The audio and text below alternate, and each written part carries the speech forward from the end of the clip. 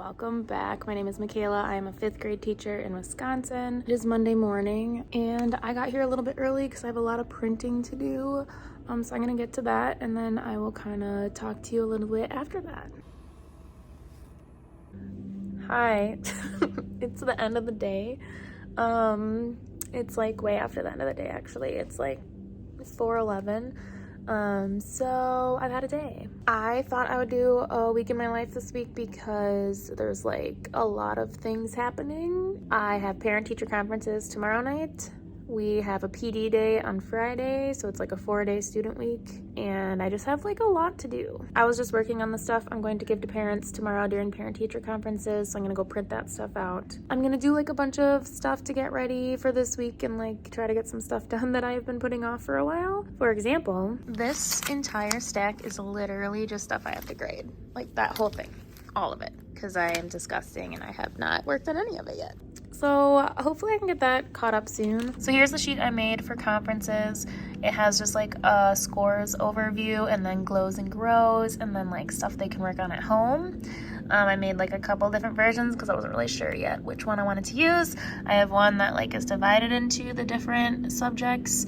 I have one that is literally just like a check box where you could just check stuff off, but I ended up using this one, so I was able to just bullet point a bunch of stuff in here. So I'm going to print those and then put together the little packets of stuff I'm going to give parents. I also have this pile of Mad Libs that the kids made because our vocabulary words the past couple of weeks have just been parts of speech, so they can review those. And one of the ways that we were practicing using those was like doing Mad Libs, and then I let them make their own Mad Libs. And that was something that I was supposed to do this morning, was type those up so that they could like play each other's Mad Libs, but like I just didn't get to it. On Sunday, I got most of my slides done for the week, so that gives me a really good head start on this week, which is very, very nice. But yeah, I am still here late because I just needed to get conference stuff done and like figure it out, and then I'm gonna be here late tomorrow, so that's like great and I love it. That's kind of where I'm at. I'm going to show you a couple other things that I have started. One thing is I have gone back to the doorbell to get the kids' attention. It was something that they wanted to do. They didn't like me like being the one like telling them. I'm going to turn the light on actually. Okay, that's better. Yeah, they didn't like me being the one being like, hey, I need you to be quiet or whatever. They like the doorbell. So we've been using the doorbell for like a week or so, and I told them like I should only have to push it 2 times and then we should all like be quiet and waiting for direction. So if I have to push it like a 3rd time or a 4th time, that is not okay. So we started a thing today where if I have to push it a 3rd time or any extra times after that 2nd time, they get a letter and it spells out noisy. And if by the end of the week they have not spelled out the word noisy, then they get like a 20-minute free time on Fridays. So we will see how it goes. This week is kind of like a trial week, also because it's a short student week. So they only have to do it for 4 days instead of all 5. So we'll see how that goes.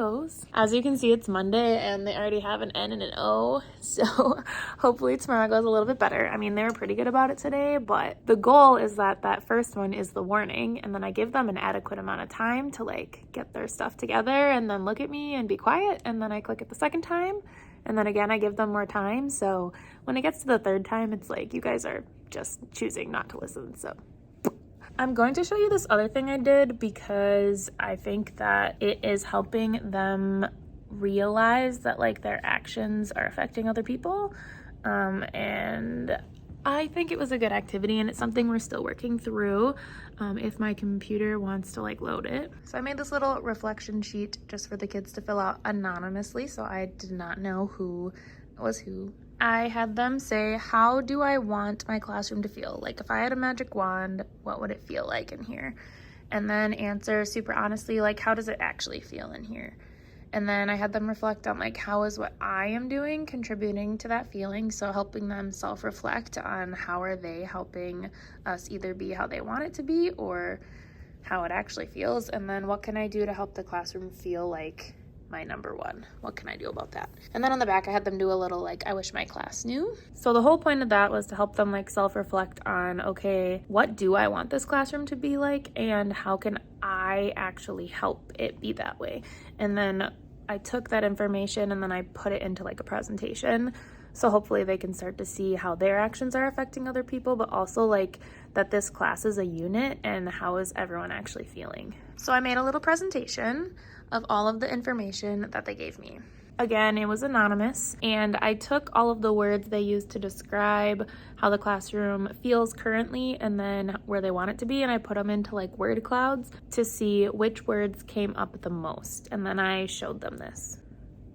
Oh my God, I'm paranoid. I swear to God, a student keeps knocking on my door, and it is like freaking me out. I don't like this. Anyway. So these were the top 4 adjectives that our class used to describe our classroom, which was very disheartening. But it makes sense because they are very loud and they are very mean to each other and they don't listen. So they will like run around and do things that are unsafe when I ask them to stop, and they do not stop. I feel like this list makes it seem like my class is a terrible place to be, and I don't really think it's that bad. They just have a really hard time controlling themselves, which makes a lot of people frustrated. So I showed this and I told them what this meant, and then I just asked them to stop and think about how that made them feel. And I just let that sink in. And then I showed them this, which was a word cloud of all of the words that were used to describe our classroom. And I again just said, take a moment and let it sink in. How do you feel about that? Because there really is not many good words on this list. So after we looked at that, we looked at the other side of it, of where people wanted to be. And these were the top 4 adjectives that they used to describe how they want our class to feel. And then I also put that into a word cloud. I let that sink in. We talked about that a little bit. And then I went through all of the what I wish my class knew anonymous things that they wrote. I'm not going to show you those. But again, the purpose was to help them see that there are other people in this room who have their own lives. They're people too. They have feelings and thoughts, and like what we do affects each other. And then I started this page. I added one thing on here that I knew that they wanted already. But the purpose of this page was to help them like really dream big and say like, if you had the chance to change our classroom, like procedures or routines or expectations, like what would your ideal classroom have? What kinds of things would you be allowed to do? What kinds of routines would we have if you had the power to choose that? One of those things that I know that they want is like not having to ask to go to the bathroom. And so I wanted them to come up with more things like that. I told them this was brainstorming, so there's no wrong answers, which meant that I wrote up everything that they said, which was kind of hard at times to not be like, obviously that's not possible. And they're 5th graders, so they got a little silly. And at one point I was getting a little bit frustrated because I was like, these ideas are wasting our time. Like, do you really want to be wasting our time? But I had to hold fast with me saying that there were no wrong answers and we're just brainstorming, so don't say anything bad about anyone's. So anyway, we got this like giant list of stuff. And so then where we are now and what I am just working on, I just haven't gotten around to it yet, is I'm going to take all of those ideas and put them into 3 categories. One of just like stuff that's not possible. Like we can't just like have recess all day, obviously. But I'm gonna make a list of things that are not possible, things that could be possible, but I might need to talk to some people, and then things that, yeah, these could be possible. And I want us to pick like 5 of them that we really want to work towards. And then I want to walk us through how do we get to the point where we can show me as the teacher that like we can actually do those things. So for example, one of the goals right now is not having to ask to go to the bathroom. But for them to be able to show me that they can handle that, they have to like consistently follow bathroom expectations, go at the appropriate time, make sure that they are using their time wisely in the bathroom, all that kind of stuff to show me that they are responsible enough and can handle not having to ask to go to the bathroom, and then they can just sign out at the appropriate times because they've already showed me that they can do that. So the goal would be to have like 5 goals that we are working towards to help this classroom be more like what they want it to be. So for example, like if they wanted to always be able to choose their partners or something, that's something that we could possibly work towards, but then I would need to see certain behaviors consistently to show me that they can handle something like that. And the hope is that since they are coming up with these goals and they're invested in them, that they would be more apt to like work towards them. One of the things that I am going to see if it's possible that they suggested is moving our math time to the beginning of the day, which I actually think is a great idea. And now that I have like the data to back it up that that's what my kids want and it might be what they need, I'm going to talk to my principal about that to see if that is a possibility. Another thing I have started, oh my gosh, I've started so many things since the last time I talked to you guys, is Free Choice Friday. So one struggle that we have in the classroom, a routine that is consistently difficult for them to get down, is just like the morning routine.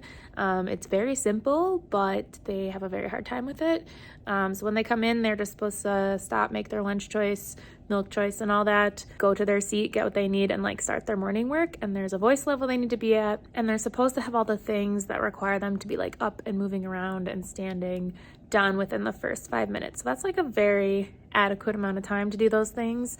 But they just struggle a lot with their morning stuff and like actually doing their morning work and stuff like that. So I started Free Choice Friday. So if during the week they are doing their morning work, coming in and doing those expectations and then like following the voice level and stuff like that, then I just mark that down on my sheet. And then if they have done that all week, so Monday through Thursday, then on Friday they don't have to do morning work and they get like Free Choice Friday, which I have a ton of stuff on that list. So some of the things that they can do are like on their Chromebook, they can read on Epic, or they can like free write on Google Docs. They could just read a book, they can free write in their notebooks. And then I have some stuff over here for them. If you have followed me for a while, you might remember me making STEM bins. So I have these like bins that they can play with. So there's things like, well, these things. There are like Legos. I'm doing a terrible job of holding this camera, but as you can tell, there's just things in there. I have a folder of like coloring sheets they can choose from. I have like origami instruction things, and then I have a bunch of origami paper that they can choose from.